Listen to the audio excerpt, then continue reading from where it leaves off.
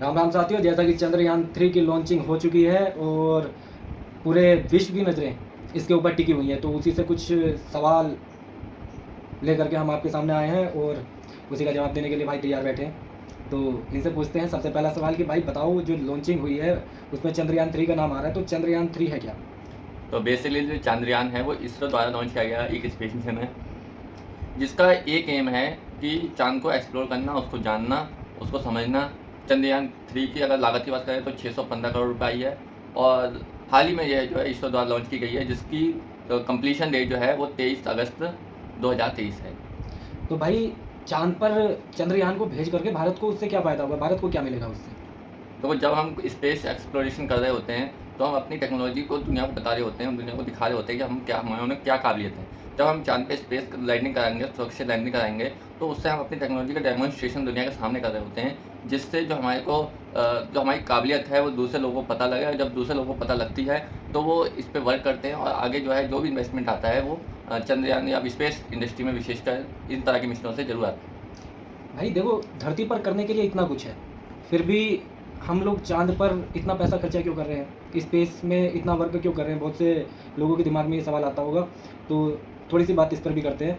इस पे बताओ कि हम लोग स्पेस पर ये खर्चा क्यों कर रहे हैं, जब हमारे पास करने के लिए बहुत कुछ है, वो भी ज़मीन पर।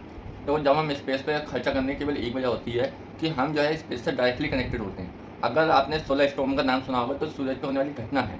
अगर सोलर स्टॉर्म आता है तो उससे हमारे जो सैटेलाइट्स हैं वो कहीं ना कहीं हार्म हो जाते हैं, कहीं ना कहीं डिफेक्ट हो जाती है, उनको कोई ना कोई डिफेक्ट आ जाता है। जब हम स्पेस एक्सप्लोर कर रहे होते हैं और सूरज को समझ रहे होते हैं, तो हम उन स्टॉर्म को समझ रहे होते हैं ताकि हम अपनी जो प्रिपरेशन है वो कर सकें। तो इसी तरह से और भी चीज़ें हैं जैसे जब हम कॉमेट की बात करते हैं, तो कॉमेट जब हम आता है तो जाहिर सी बात है अपने साथ एक तबाही लेके आता है, जिसकी वजह से डायनासोर भी खत्म हो जाते हैं। तो इसी तरह के एक्सप्लोरेशन जब हम करते हैं तो हम उस घटनाओं को टाल रहे होते हैं जो भविष्य में हो सकती है। भाई देखो, वो सारी बात तो समझ में आती है, लेकिन मेरा कहना फिर भी वही है कि हमारे देश में या पृथ्वी के ऊपर इतनी चीज़ें हैं करने के लिए, है ना? इतने बहुत बड़ी-बड़ी परेशानियाँ, बहुत बड़ी-बड़ी चुनौतियाँ हैं करने के लिए, बहुत बड़े-बड़े काम हैं करने के लिए, फिर भी हम इतना पैसा स्पेस टेक्नोलॉजी पर खर्च कर रहे हैं या फिर चंद्रयान 3 ऐसे प्रोजेक्टों पर खर्च कर रहे हैं। तो इतना ज़रूरी क्यों है इन पर पैसा खर्च करना? भाई ये पैसा तो हम किसी और काम में भी तो लगा सकते हैं, जो हमारे समाज के लिए या देश के लिए आगे ले जाने का काम कर सकता है। तो स्पेस पे इतना पैसा खर्च क्यों हो रहा है? स्पेस में पैसा खर्च करना इसलिए ज़रूरी है कि जब हम जो है कैटोसाइट या किसी तरह का सैटेलाइट जब लॉन्च कर रहे होते हैं, तो उससे जैसे हमने कोई सैटेलाइट लॉन्च करा जो हमारे अर्थ ऑब्जर्वेशन का काम करता है। तो जब अर्थ ऑब्जर्वेशन होगी तो हमें क्लाउड का पता लगेगा कि कहाँ से क्लाउड आ रहा है, कहाँ से कोई स्टॉर्म आ रहा है। तो उससे हम जो है जो भी अपनी जो खास करके जो जान की हानि होती है उसको तो कम से कम कर सकते हैं, यानी कि रेस्क्यू किया जा सकता है, रेस्क्यू में उसकी हेल्प मिल सकती है। हमारे जो खेती वगैरह की जो ज़मीन है वो किस तरह से वर्किंग में है, किस तरह से हमें अच्छा जो है खेत का जो रिज़ल्ट मिले उस फार्मिंग का, वो हम जो है एक सैटेलाइट की मदद से अच्छी तरह से बेहतरीन तरह से जो है उसको जान सकते हैं कि हम क्या चीज़ इसमें बोएँगे तो हमें क्या मिलेगा, कितना अच्छा रिज़ल्ट मिलेगा। तो इसके लिए हमें कहीं न कहीं सैटेलाइट की ज़रूरत है और सैटेलाइट की जब ज़रूरत है तो ज़ाहिर-सी बात है हमें स्पेस टेक्नोलॉजी में अपना वर्क करना होगा, ताकि हम जो है भविष्य में आने वाली घटनाओं को, उनसे जो भी नुकसान हो उसको मिनिमाइज़ कर सकें। भाई देखो, फिर भी बात वही उठ के आती है कि जब इतना कुछ करने को है, मुझे सिर्फ़ एक सवाल का जवाब चाहिए, जो मेरे दिमाग में उठ रहा है कि हिंदुस्तान के अंदर इतने लोग, इतने बच्चे रोज़ भूखे रहते हैं। उनको खाना देना ज़्यादा ज़रूरी है या स्पेस टेक्नोलॉजी पर पैसा खर्च करना ज़्यादा ज़रूरी है? सबसे बड़ी बात जो है, जो धरती पर है, ज़मीन पर है, उसकी रोटी की फ़िक्र हम पहले करेंगे या स्पेस टेक्नोलॉजी या स्पेस में क्या हो रहा है, इसकी फ़िक्र आप पहले करेंगे?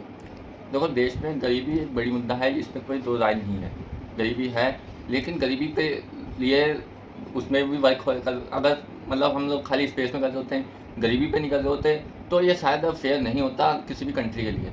हम दोनों चीज़ें जो है पैरेलली कर रहे हैं, तो पैरेलली करने से हम गरीबों का तो उत्थान कर ही रहे हैं। आपने अभी तो हालिया रिपोर्ट आई है कि जो 5 साल में है वो एक्सट्रीम जो हमारी पॉवर्टी है, हमने उसमें 10% जो है डिक्रीज़ कराया, यानी कि 10% लोग जो है वो गरीबी से जो है मिडिल क्लास में आ चुके हैं।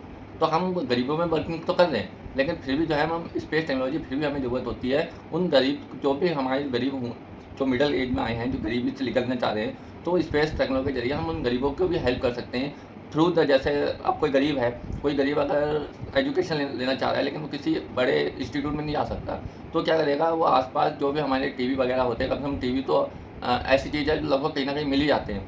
तो हम उस टीवी के ज़रिए भी एजुकेशन दे सकते हैं उन बच्चों को, ज़रूरत नहीं है उसके लिए इसको अगर हम किसी एक ऐसे जगह जाएँ जहाँ पे केवल मेरे ख़्याल से डिग्री मिले या कुछ और चीज़ें मिले, तो हम उन बच्चों को एजुकेशन दे दें। जब हम उन्हें एजुकेशन दे देंगे तो कहीं न कहीं वो जो है हमारे देश के लिए वर्क करेंगे और कहीं न कहीं जो है वो अपने आप ही उत्थान करेंगे, साथ में उस गरीबी जो रेखा है, जो गरीबी है उससे बाहर निकल पाएँगे। तो इतना पैसा खर्च करने के बाद हिंदुस्तान की स्थिति क्या है स्पेस टेक्नोलॉजी को लेकर के? क्योंकि स्पेस टेक्नोलॉजी में जो अभी का जो करंट बजट है इसरो का वो लगभग 1600 करोड़ रुपए है। और ये जो है अगर हम अदर स्पेस एजेंसी की बात करें तो शायद जो चौथे या पाँचवें नंबर का बजट है, सबसे ज़्यादा जो है नासा है जो है इस पे बजट है।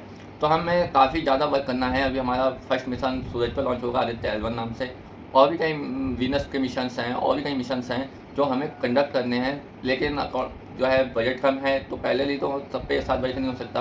अब चंद्रयान 3 हुआ है, उसके बाद गगनयान होगा, तब जाकर कहीं जो है हम सोलर का या वीनस का मिशन कर पाएँगे। क्योंकि हमारा जो स्पेस का बजट है वो काफ़ी मिनिमाइज़ है। तो इसमें हमें थोड़ा-सा और इम्प्रूवमेंट हो तो ज़्यादा बेहतर रहेगा। उम्मीद करता हूँ दोस्तों आपको ये जानकारी पसंद आई होगी। चैनल से जुड़ने के लिए चैनल को सब्सक्राइब कर लें। बाकी अगर आपका कोई सवाल है तो कमेंट सेक्शन में उसे ज़रूर टाइप करके हमें सेंड कर दीजिए। हम कोशिश करेंगे जल्द से जल्द आपके सवालों का हम जवाब दे सकें। मिलते हैं नेक्स्ट वीडियो में। राम राम।